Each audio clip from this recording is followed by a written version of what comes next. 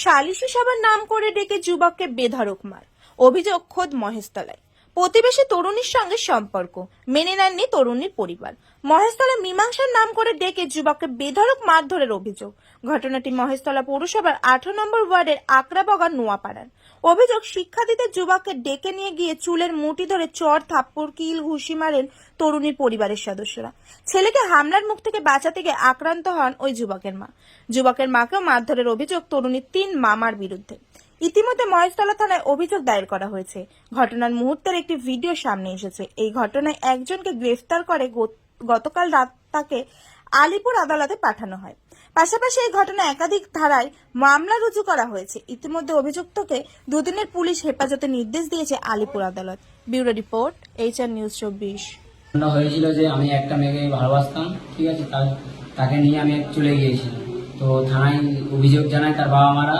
তো আমি মেয়েটাকে থানায় হাতে তুলে দিই, যে ওখানে ওই সম্পর্কটা পুরো শেষ হয়ে গেছে, একটা ক্লোজ হয়ে গেছে। হয়ে যেতে তার 1 সপ্তাহ পরে ঘটনাটা ঘটেছিল শুক্রবার, শনিবারে। আর এই আজকে শুক্রবার দিনে আজকের ঘটনাটা হয়েছে। মেয়ের মামারা একটা মীমাংসা করবে বলে ক্লাবের সামনে বিচার হবে এরকম কিছু একটা বলে ডাক করিয়েছিল, যাতে মীমাংসাটা হয়ে যায়। বিচারটা হওয়ার কথা ছিল 4:30টার সময়। সেই জায়গায় আমাকে সকাল 10টার সময় ঘুম থেকে ডেকে তুলে আমার বাবাকে বলে পাঠাই যে ছেলেকে ডাকাও, কিছু একটা মীমাংসা করে দিই, যেহেতু একই পাড়ায় আমরা সবাই থাকি, ঠিক আছে। আর বলে আর আমি বিচারে যাতে না যেতে তার 3টে মামা মিলে আমাকে বেধরম মারে। আমার মা আমাকে বাঁচাতে এসেছিল বলে আমার মাকেও খুব মারে। এর আমার একটা ন্যায্য বিচার ছিল। মেয়ের মামারা সাইফুল মোল্লা, শহীদুল মোল্লা, শরীফুল মোল্লা। আমার একটা ন্যায্য বিচার চাইছে, যেটা আমাদের পাড়া থেকে আমাদের ক্লাব থেকে সেটা আমি পাইনি, সেটা কোনো জায়গায় পাইনি। আপনাদের থেকে আমি একটা ন্যায্য বিচার চাইছি। হ্যাঁ, থানায় অভিযোগ করেছি, থানা মহেশতলা। আমার নাম রাকিব শেখ, বাড়ি বগান নোয়াপাড়া, নিউ ব্রাইস্টার ক্লাব। দাদা, দেখা গেল যে এই 2025 সালে দাঁড়িয়ে সালিশি সভা ডাকা হলো এবং সেখানে এক যুবককে বেধড়ক মারধর করা হলো, কি বলবেন? দেখেন, আজকের দিনে এই যে ক্লাবে ডেকে বিচার, এরা তো ক্লাবে তো এইভাবে তো বিচার করার কোনো আইন নেই। তো একটা ক্ল্যান্ট, আমারই একটা ক্ল্যান্টকে এই 3 জন ব্যক্তি ক্লাবে বিচার করার নাম করে ডাক করেন। ডাক করে তাকে প্রচণ্ড মারধর করেন, মাথা চুল ধরে হাঁটু দিয়ে ক্রমাগত আঘাত করতে থাকেন। তারপর কিছু প্রাইভেট পার্টসে হাত দিয়ে মারধর করেন। তার মা তাকে বাঁচাতে এলে মাকেও মারধর করেন। তার ওয়ারিং অ্যাপারেলস ছিঁড়ে টিড়ে দিয়ে তার মডেস্টি আউটরিচ করা হয়। তারপর অজ্ঞানও হয়ে যায়, মাথায় পা দিয়ে দাঁড়িয়ে থেকে খুব বাজেভাবে মারধরটা করেন। তো এই যে এত বড় একটা ঘটনাটি ঘটেছেন, এটা তো ওনাদের মোটেই একদম আইনটা হাতে তুলে নেওয়াটা উচিত হয়নি। সমস্যা মানুষের মধ্যে হতে পারে, তার জন্য তার একটা প্রপার ওয়ে আছে, তার জন্য তিনি আইনের পদক্ষেপটা ধরবেন, আইনের কাছে যাবেন। কিন্তু এইভাবে নিজেরা আইন হাতে তুলে নিয়ে কাউকে মারধর করবে, এটা তো সলিউশনটা নয়।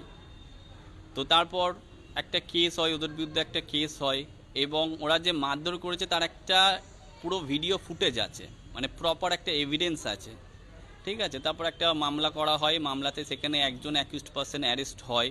আজকে তাকে পুলিশ প্রশাসন কোর্টেতে প্রডিউস করার পর আজকের আমাদের লার্নেট SCGM সাহেব তার 2 দিন পিসি অ্যালাউ করেছে, পুলিশ কাস্টাডি অ্যালাউ করেছে, 25 তারিখ অবধি পিসি কাস্টাডি অ্যালাউ করেছেন। কোন কোন ধারায় মামলা রুজু করা হয়েছে? ধারা অনেক কটাই আছে, আপনাকে আমি ধারা 1 সেকেন্ড বল।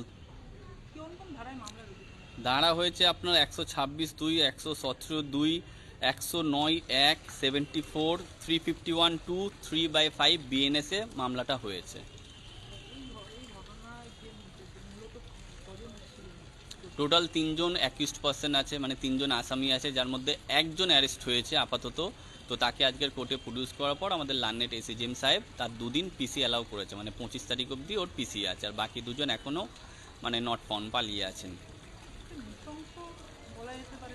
খুবই বাজে ঘটনা এবং খুবই বাজেভাবে মারধর করা হয়েছে। জানি না আপনারা ভিডিও ফুটেজে দেখেছেন কি না, তো যদি ওটা দেখেন আপনারা বুঝতে পারবেন যে কী যে বাজেভাবে মেরেছে। খুবই একটা এই ধরনের যে একটা ঘটনা ঘটবে আজকের দিনে 2025-এর একটা জেনারেশন এসে এই ধরনের একটা ঘটনা ঘটবে, যেটা টোটালি আনএক্সপেক্টেড।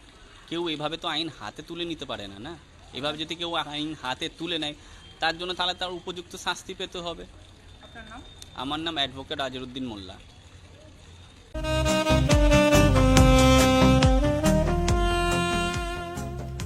সর্বস্তরের ক্রেতা বন্ধুদের শুভ কামনায় বাবা লোকনাথ বাইক পয়েন্ট, আমাদের এখানে যে কোনো কোম্পানির বাইক ক্রয় এবং বিক্রয় করা হয়। অবশ্যই মনে রাখবেন ফাইন্যান্সের সুব্যবস্থা আছে। প্রোপাইটার দিবাকর দেবনাথ ওরফে বাপি। Mobile number 9002195367। আমাদের ঠিকানা 12 নম্বর জাতীয় সড়ক, শান্তিপুর বাইপাস, পাওয়ার হাউসের নিকট, শান্তিপুর, নদিয়া।